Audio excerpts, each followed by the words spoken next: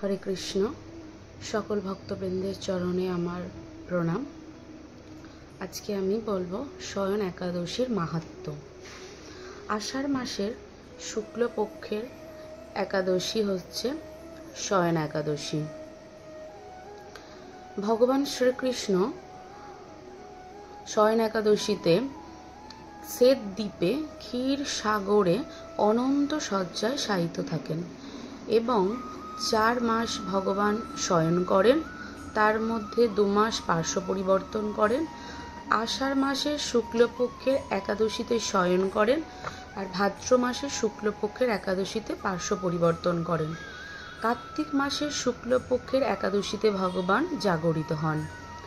শয়ন একাদশী থেকে উত্থান একাদশী পর্যন্ত মাসটা হলো চাতুর্মাস্য ব্রত হিসাবে পরিচিত। শয়ন একাদশীর মাহাত্ম্য। মহারাজ যুধিষ্ঠির বললেন, হে কৃষ্ণ, আষাঢ় মাসের শুক্লপক্ষের একাদশীর নাম কি, এর মহিমাই বা কি, তা আমাকে কৃপা করে বলুন। শ্রীকৃষ্ণ বললেন, ব্রহ্মা এই একাদশী সম্পর্কে দেবর্ষি নারদকে যা বলেছিলেন আমি সেই আশ্চর্যজনক কথাই আপনাকে বলছি। শ্রী ব্রহ্মা বললেন, হে নারদ, এই সংসারে একাদশীর মতো পবিত্র আর কোনো ব্রত নেই। সকল পাপ বিনাশের জন্য এই বিষ্ণুব্রত পালন করা একান্ত আবশ্যক। যে ব্যক্তি এই প্রকার পবিত্র পাপ নাশক এবং সকল অভীষ্ট প্রদাতা ফল প্রদাতা একাদশী ব্রত না করে তাকে নরকগামী হতে হয়। আষাঢ়ের শুক্লা পক্ষের এই একাদশী শয়নী নামে বিখ্যাত। শ্রী ভগবান ঋষিকেশের জন্য এই ব্রত পালন করতে হয়। এই ব্রতের সম্বন্ধে এক মঙ্গলময় পৌরাণিক কাহিনী আছে, সেটা এখন বর্ণনা করছি। বহু বছর পূর্বে সূর্যবংশে মান্ধাতা নামে একজন রাজর্ষি ছিলেন। তিনি ছিলেন সত্য প্রতিজ্ঞ এবং প্রতাপশালী রাজা। প্রজাদেরকে তিনি নিজের সন্তানের মতো প্রতিপালন করতেন। সেই রাজ্যে কোনো রকম কোনো রোগ, দুঃখ, ব্যাধি, দুর্ভিক্ষ, আতঙ্ক, খাদ্যাভাস ও অন্যায় আচরণ ছিল না। এইভাবে বহুদিন অতিবাহিত হলো, কিন্তু একসময় হঠাৎ দৈব দুর্বিপাকে ক্রমাগত 3 বছর কোনো বৃষ্টি হয়নি। দুর্ভিক্ষের ফলে সেখানে দেবতাদের উদ্দেশ্যে দান মন্ত্রে সোহা, শোধা ইত্যাদি শব্দ বন্ধ হয়ে গেল, এমনকি বেদপাঠও ক্রমশ বন্ধ হয়ে গেল। তখন প্রজারা রাজার কাছে এসে বললেন, মহারাজ, দয়া করে আমাদের কথা শুনুন। শাস্ত্রে জলকে নাড় বলা হয়, আর সেই জলে ভগবানের অয়ন অর্থাৎ নিবাস, তাই ভগবানের আর এক নাম নারায়ণ। মেঘরূপে ভগবান বিষ্ণু সর্বত্র বাড়ি বর্ষণ করেন। সেই বৃষ্টি থেকে অন্ন এবং সেই অন্ন খেয়ে প্রজারা জীবন ধারণ করেন।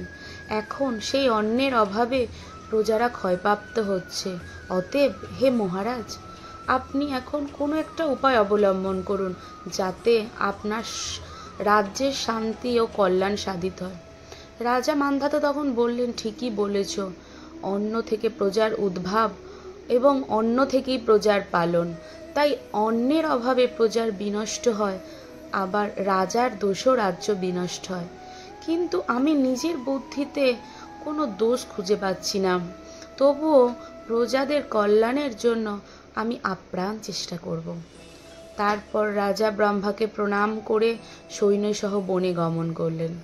সেখানে প্রধান প্রধান ঋষিদের আশ্রমে ভ্রমণ করলেন। এভাবে একদিন তিনি ব্রহ্মার পুত্র মহা তেজস্বী অঙ্গিরা, তাকে দর্শন মাত্রই রাজা মহানন্দে ঋষির চরণ বন্দনা করলেন। মণিবর তাকে আশীর্বাদ ও কুশল প্রশ্ন জিজ্ঞাসা করলেন। রাজা তখন তার বনে আগমনের কারণ সবিস্তারে ঋষির কাছে জানালেন। ঋষি অঙ্গিরা কিছু সময় ধ্যানস্থ থাকার পর বলতে লাগলেন, হে রাজন, এটি সত্য যুগ। এই যুগে সকল লোক বেদপরায়ণ এবং ব্রাহ্মণ ছাড়া অন্য কেউ তপস্যা করে না। এই নিয়ম থাকা সত্ত্বেও এক শূদ্র এই রাজ্যে তপস্যা করছেন। তার এই অকার্যের জন্যই রাজ্যের এই দুর্দশা, তাই তাকে হত্যা করলেই সকল দোষ দূর হবে। রাজা বললেন, হে মুনিবর, তপস্যাকারী নিরপরাধ ব্যক্তিকে আমি কিভাবে হত্যা করব? আমার পক্ষে সহজসাধ্য অন্য কোনো উপায় থাকলে আপনি তা দয়া করে আমাকে বলুন। তদুত্তরে মহারাজ অঙ্গিরা বললেন, পক্ষের শয়নী নামে প্রসিদ্ধ একাদশী ব্রত পালন করুন। এই ব্রতের প্রভাবে নিশ্চয়ই রাজ্যে বৃষ্টি হবে। এই একাদশী সর্বসিদ্ধিদাত্রী এবং সর্ব উপদ্রব নাশকারিণী।